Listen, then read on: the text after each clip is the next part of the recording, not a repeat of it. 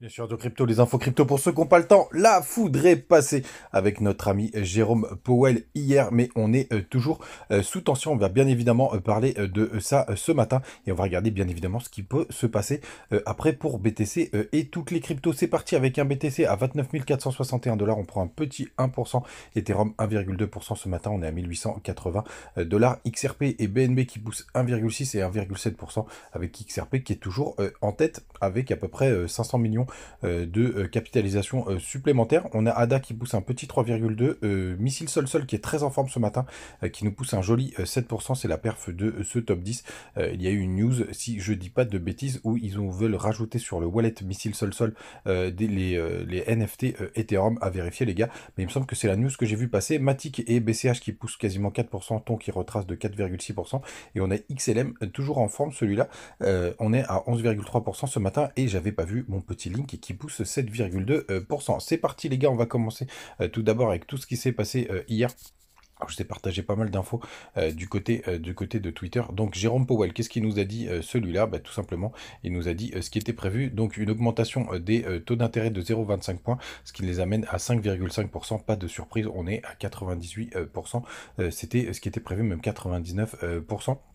Un membre du Congrès américain qui déclare que Saratoshi d'ailleurs, Nakamoto n'était pas innovant. Merci, tu nous as appris plein de trucs. Bref, on revient sur le vif du sujet. Donc, qu'est-ce qui s'est passé pendant l'intervention de notre ami Jérôme Powell? C'est un peu parti dans tous les sens, mais rien de bien méchant. C'était pas très dramatique, hein. Vous voyez, on a eu un petit pump vers le haut et après on est venu chercher tous les stops qui étaient positionnés juste là.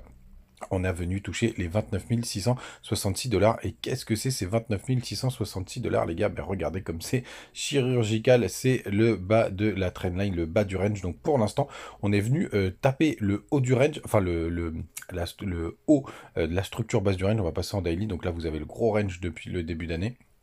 Et là, on est venu faire un pullback sur le haut du range. Alors, pour le coup, là, c'est vraiment une grosse zone de résistance. En plus, regardez, sur le dernier mouvement, on est sur la zone de rechargement. Donc, cette zone de rechargement, c'est la zone où il y a souvent des rebonds et qui est une zone qui est très regardée et très bataillée. Donc, entre les 0,5 de retracement et les 0,618. Et on est pile au milieu, puisque au milieu, vous avez le bas de l'ancien range. Donc, pour l'instant, les gars, malheureusement, ce que ça nous dit, c'est que c'est que c'était plutôt bearish et que pour l'instant c'était un simple pullback parce que la mèche est vraiment dégueu. Mais rien n'est fait, rien n'est joué, les gars.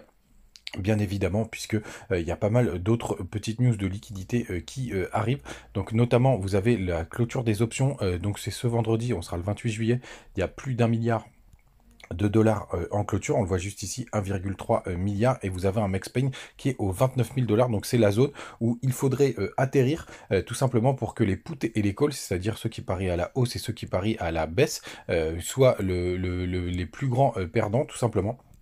Et donc c'est cette grosse expiration qu'on a ce vendredi. On va aller voir si ça a un petit peu bougé puisque je voulais partager hier. Hop, et le max pain est toujours à 29 000 dollars. Et vous voyez, si on se met ici, donc max pain, c'est-à-dire maximum de souffrance. Si on clôture ici, ça va faire souffrir pas mal de monde. En gros, il faudrait clôturer entre les 30 000 dollars et jusqu'au plus bas. On a les 28 500 dollars, si je dis pas de bêtises. C'est bien ça, même les 28 000 dollars, et vous avez des gros pics après. Donc, en gros, vous achetez un call, ça veut dire que vous espérez que le Bitcoin soit supérieur au montant du call que vous avez acheté, ou sinon vous achetez un put en espérant que le Bitcoin soit inférieur au montant du prix que vous avez acheté votre put. Grosso modo, c'est à peu près ça, donc c'est une autre façon de rentrer sur les marchés. Du côté du long short ratio, là on va passer sur Ether. Est-ce que j'ai fini sur Bitcoin? Ouais, vous savez tout. Hop, je vais regarder vite fait si j'ai rien oublié. Ouais, de pullback dans la RLZ. Non, tout est bon. Et on va passer sur Ether parce que Ether il nous fait quelque chose d'assez intéressant. Donc si jamais BTC latéralise, ce serait quand même plutôt intéressant. Regardez, on a cette figure qui est vraiment très très propre, hein. Je vous avais calculé, je vous avais montré les supports, on l'a percé, on l'a réintégré direct, et là maintenant on essaye de s'affranchir de cette petite trendline qui est une petite trendline court terme, hein, plutôt une trendline H4. Pour l'instant on a été rejeté une première fois, là on essaye de la travailler ce matin. Bien évidemment, il faudra surveiller de très près, c'est la bougie de 6 heures, donc elle va se clôturer à 10 heures. Il faudra bien regarder la prochaine pour savoir si on réintègre pas, mais c'est vraiment très très intéressant ce qui se passe. Du côté d'Ether, on va voir s'il va pouvoir surperformer un peu plus le marché. Et ce qui est plutôt intéressant aussi, c'est du côté du long short ratio d'Ether. Regardez, hier je vous l'ai partagé sur Twitter, on a eu des gros achats spot, vous voyez, là cette grosse montée juste ici. Alors est-ce qu'il y a des gens qui sont au courant d'une petite news? Les fundings sont toujours positifs, donc on est toujours quand même sur pas mal de divergences du côté des indicateurs. Pour autant, on a quand même on a pas mal d'opposition, d'ouverture de position short, puisque regardez, il y a une grosse open interest avec un peu de le long short ratio qui s'est mis. Donc n'oubliez pas, le long short ratio, ça permet de savoir le nombre de personnes qui sont positionnées, et c'est le nombre de personnes, c'est pas les montants. C'est pour ça qu'il faut faire très attention. Et là, pour l'instant, on a 64% de personnes qui sont en long, et vous souvenez-vous, le marché ne peut pas faire gagner tout le monde. Cependant, on a quand même pas mal de divergences sur les indicateurs. Donc ça reste quand même assez compliqué la lecture en ce moment. Du côté de l'indicateur All Season, regardez, on fait toujours des nouveaux plus hauts. Donc pour l'instant, ça voudrait dire qu'il est plus intéressant d'être exposé aux alts plutôt qu'au Bitcoin. En tout cas, c'est ce que nous dit cet indicateur, puisque regardez, on est à plus 33 ce matin. On se rapproche petit à petit sur une belle montée. On va voir vraiment ce que ça va donner. Mais cet indicateur est toujours sympathique. Alors les gars, c'est quand même le mois d'août, hein, le mois de juillet, pardon, c'est bientôt le mois d'août. Donc faites attention. Comme d'habitude, on partage pas mal de choses du côté du Telegram. N'hésitez pas à nous rejoindre. Et d'ailleurs, dernier indicateur partagé par Hugo ce matin, vraiment très intéressant. C'est ça aussi qui peut nous permettre de faire quelque chose d'assez sympathique. C'est qu'on a un gros pic vers les 30 200 $. Donc techniquement, c'est pour ça qu'il y a pas mal de points divergents. C'est que si jamais on va récupérer ces 30 200 $, bah, du coup, ça nous ferait réintégrer le range pour le coup. Donc ça pourrait pourquoi pas être une petite mèche.